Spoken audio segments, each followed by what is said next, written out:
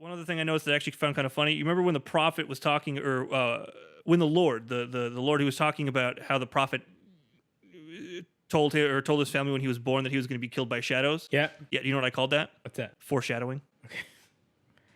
Okay. I'm gonna turn this off now. Dee-lee-dee-lee-dee.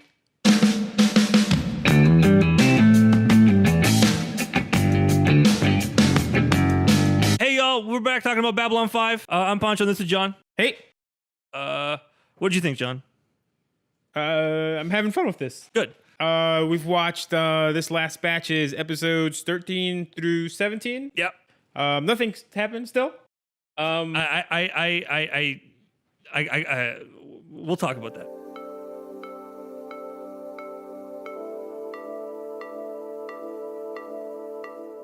Nothing's happened, but I've really enjoyed this batch. Like, we straight out went from like serious Babylon 5 to like sitcom time. And I'm digging it.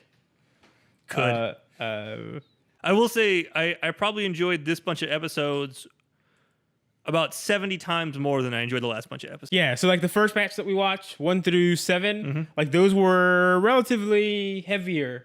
And like they were kind of establishing the beginning of Babylon 5, right?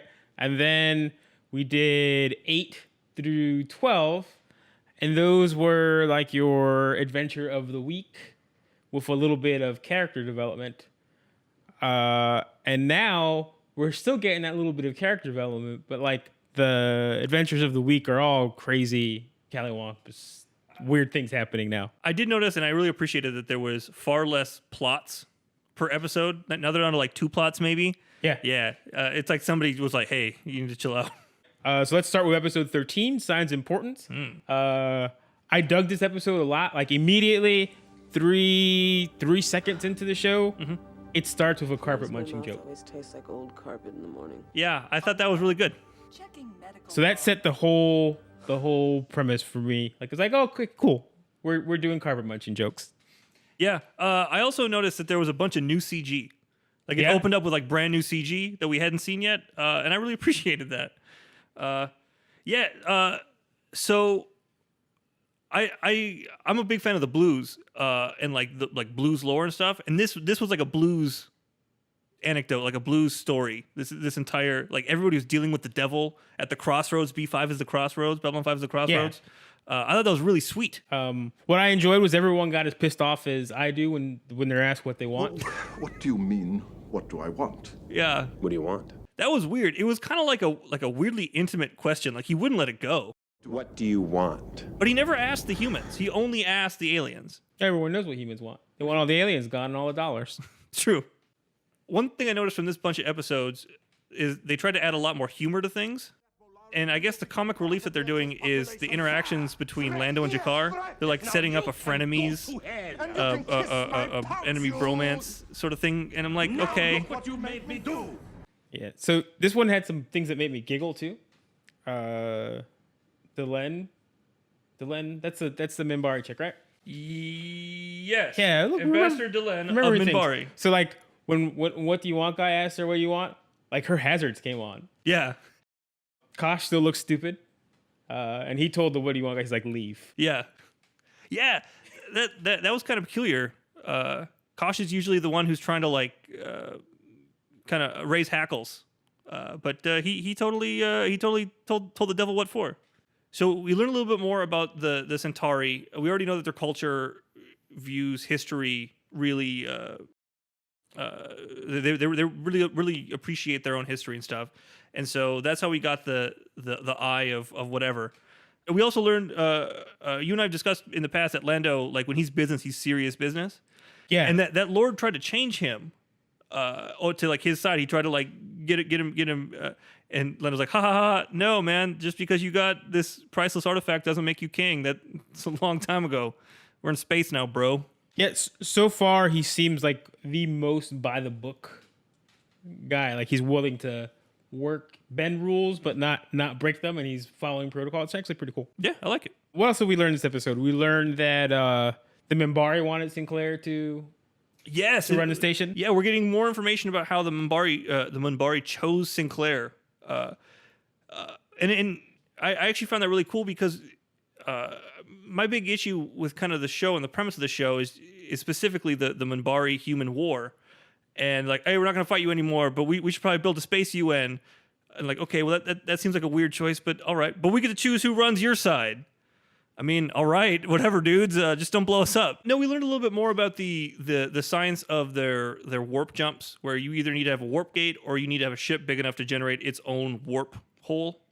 And that's why the Raiders were coming and going, is because they had a carrier. They had a carrier battle group. I thought that was pretty cool. So yeah, I really appreciated that. My favorite part though was when the devil gave back the eye, and the way he did it was by summoning a giant space kraken. That just appeared and cut a spaceship in two.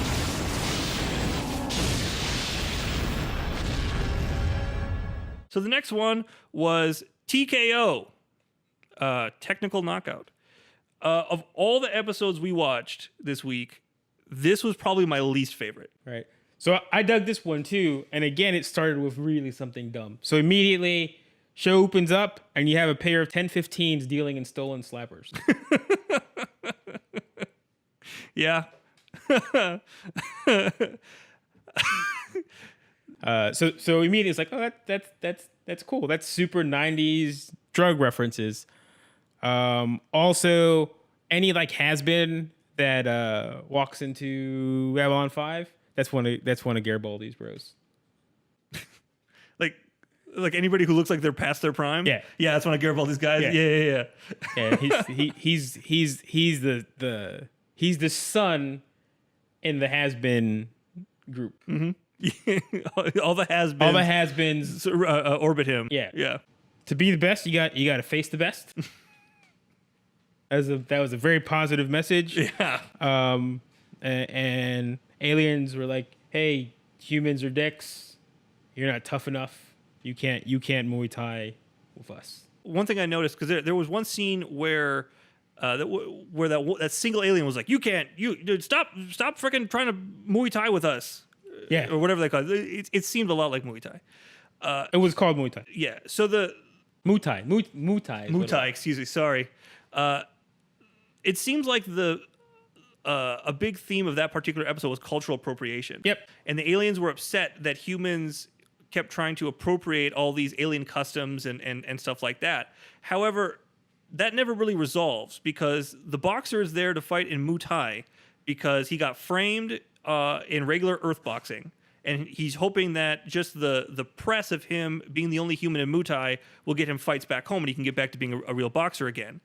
So he totally appropriated and exploited their culture. Sure, for his own personal gain. One thing I did notice that I thought was really, really funny, at least for Garibaldi's character, is so they're at the fight, right? And the audience is going crazy. And that one guy who's like, no, humans can't appropriate. He's like, no, he's not going to win. He goes to assassinate the fighter in the ring. Garibaldi chops him, takes the knife. He's like, hey guys, you should probably come check out this guy who tried to assassinate. And then goes back to watching the fight. Come on!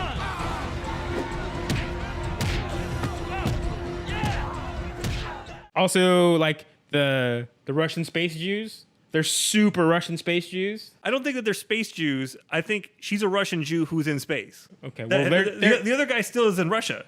They're super. Well, no, he was in space there. Yeah, but he lives in Russia. Well, whatever it was, like that was straight out like a Mel Brooks Jew joke. I didn't actually appreciate that storyline at all. Ivanova seems like such a terrible cliche to me. Why? So she's Russian, right? Her name's Ivanova. It's a pretty Russian name. And she talks about being Russian. And if you're Russian, you have to be staunch and stalwart and sturdy and hide your feelings and hide your emotions and all that stuff. And she ticks all those boxes. She's incredibly by the book.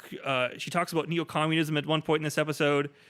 She just seems so cliche that there's not a lot more to her. I don't know. It looks like they pulled her out of a hat. One, this was before that cliche was all over media.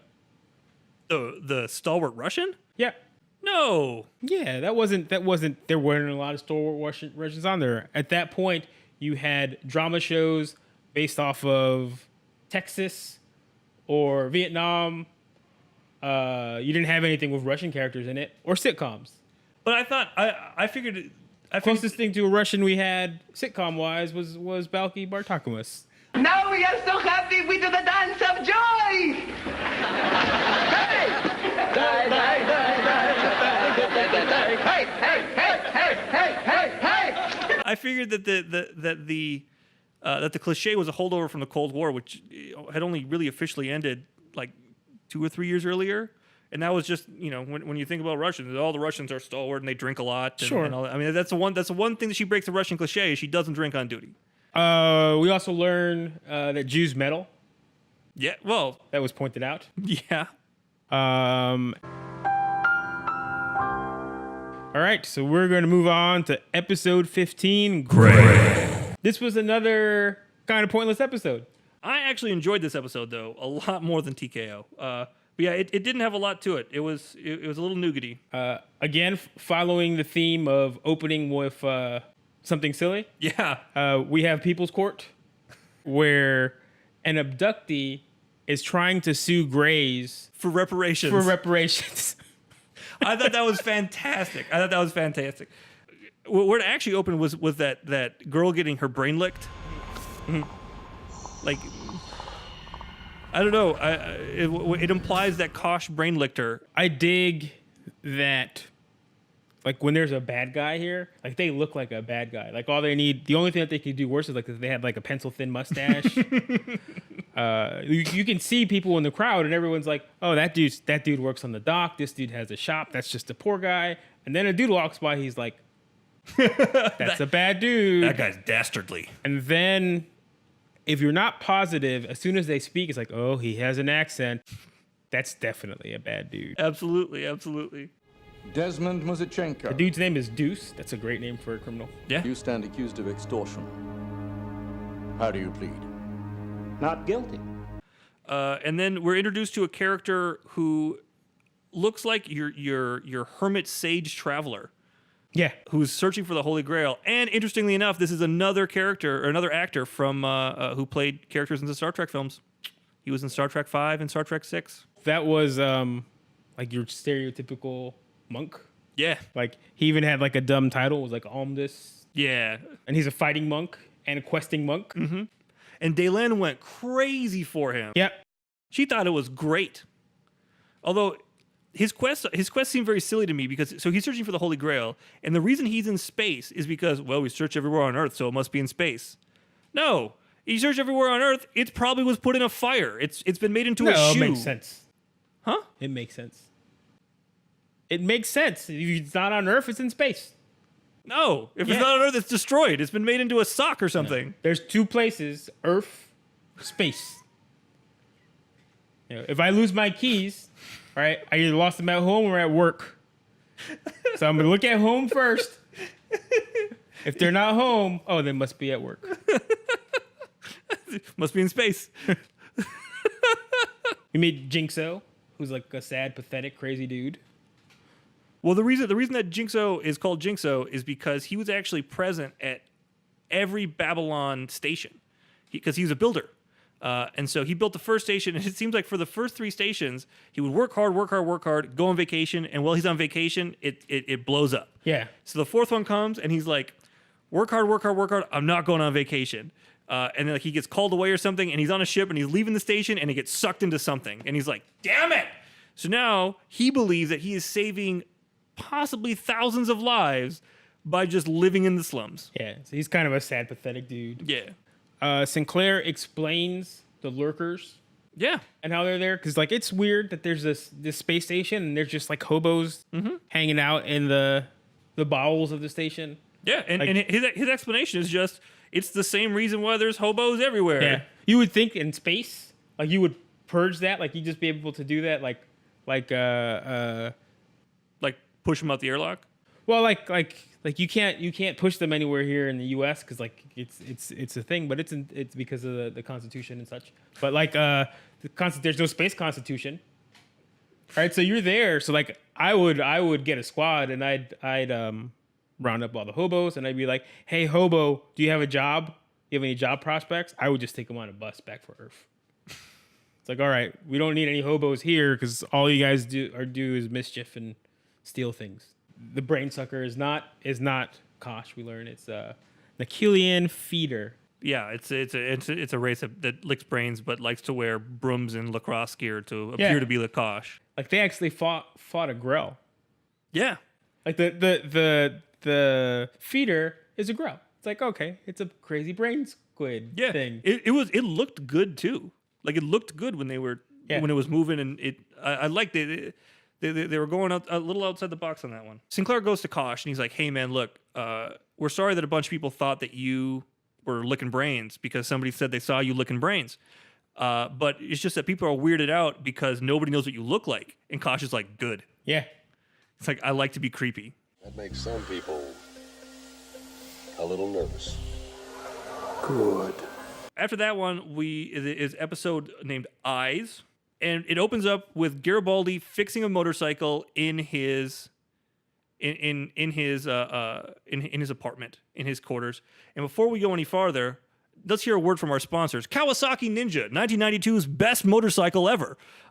Will stand the test of time. 200, 300, 400 years. They'll be talking about the 1992 Kawasaki Ninja. It's a motorcycle. You ride it. I didn't dig this episode as much as the previous ones that we watched in this block. Oh, really? Yeah, it didn't open up with a joke.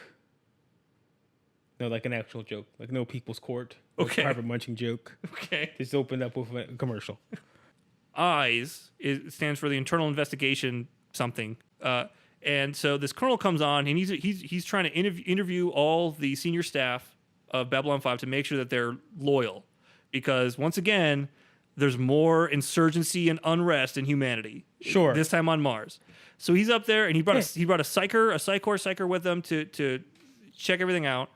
Ivanova, who has a terrible experience with her mother and is totally against the psychor, she's not having none of it. Sinclair's having none of it just on basic principle. But what we find out is that Alfred Vester, who was Chekhov, was pulling the strings on this one, and he specifically chose this colonel to investigate because the colonel got passed over for commanding Babylon 5 by the Minbari. And that makes the colonel very uncomfortable, and Alfred Vester doesn't really care about that. He just wants Sinclair gone or punished or whatever, and he figures losing command of Babylon 5 will do it. Unfortunately, he picked a dumb man. He was a video game character. Yeah. To the point where, like, there's a point where they're looking at his file, and, like, they have the character select screen spinning. He has a very, very specific and particular scar as well. He almost looks like a 40K commissar or something. He does look like a 40K commissar, yeah. But like it's weird that they're like I get the subterfuge of like, okay, we're from a corporation, we want to learn things, but like they're like, hey, are you really from a corporation? They're like, of course we're from a corporation. We want this contract. He's like, really? He's like, nah, you got us. Yeah. We're internal affairs. We see Psychor, as far as I can tell, it's just going to be dickery. I mean, it furthers this idea that Psychor is trying to control as much as it can. And I believe that we're going to find out later on that a lot of this unrest that we're finding and this anti-alien sentiment and stuff like this, the xenophobic sentiment and stuff like that, is actually just being done by Psychor. One thing I noticed in this episode that I think I missed otherwise is a lot of the psychers wear gloves. Yeah, so I think that was covered when Talia was talking about it. Mm-hmm. She said that touching things can trigger stuff. Mm-hmm. So to mitigate that, they have gloves. One thing this episode did do is it showed that there are cool psychers as well. They're not all Alfred Vester, and they're not all like really. Yeah, Gray was pretty decent. He's a pretty cool guy. He used power word pain on the colonel, and then Sinclair punched him. Yeah. We learned some stuff about Garibaldi. His password is peekaboo. Yeah. I don't know if that's secure or not. He doesn't like being irritated because it gives him gas.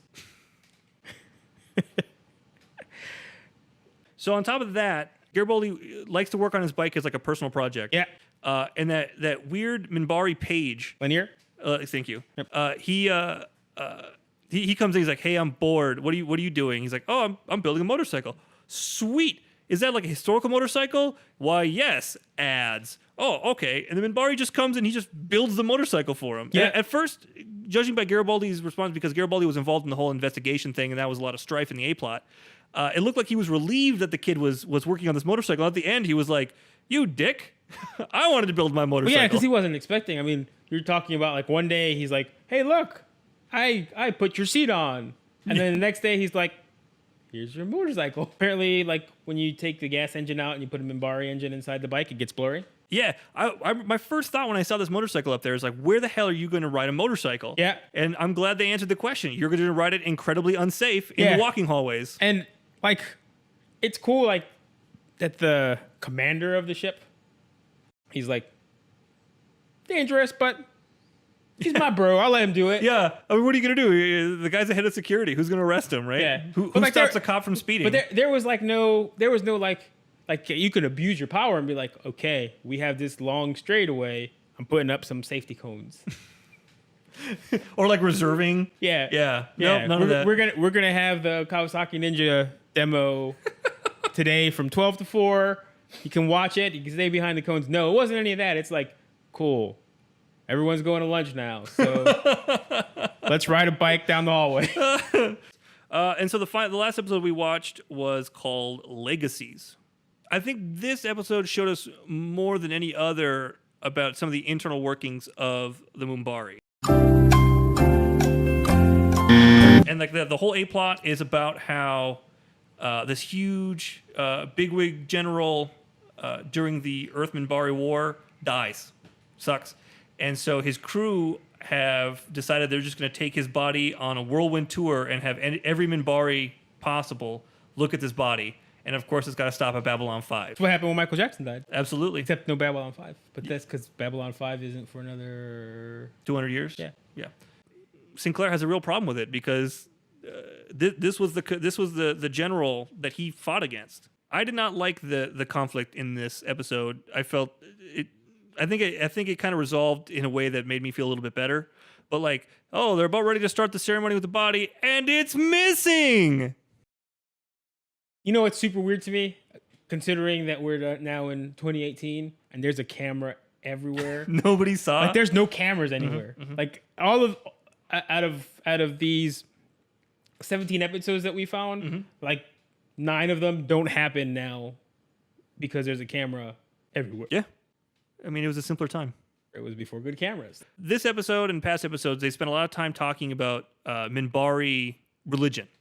And so Delenn like flexes her religious caste lady dick and basically tells the spikehead what for. But she I guess it is against Minbari tradition to parade a body around as such, and it's disrespectful. So she stole the body and cremated it and was going to send it home and then just tell everybody that a miracle had happened. So I don't think that it's against Minbari society's norms. It seems like it's against the religious caste norms. Perhaps, yeah. So like the issue was that this dude who died was a half-breed. He was one parent, war daddy, religious mommy. You know, Dalen's been super cool this whole series so far. She's been kind of a fixer, and she's like, well, we're just gonna lie and tell them a miracle happened. She flexed a lot of power here. Absolutely. Like I don't know if it's all of the religious caste or if like she's just super high up, but she's like, hey, we're gonna say this, and you don't have a choice about it. I just really like the fact that she's like hardcore religion. She's like, it's a miracle. We also learned that Sinclair doesn't take kindly to threats. No, he does not. And the Minbari elite, they don't make threats. Yeah, I actually whoever the actor was that played the elite, he did a really good job. I thought so too. There was a couple like almost like micro expressions that he made that I thought really sold his character. Yep. And just I think he was probably one of the best like extra secondary characters that we've had so far in the whole series. Everything with him felt like a really awesome video game cutscene. Yeah. Also, this is something else that I found weird. Like, there's carrion eaters.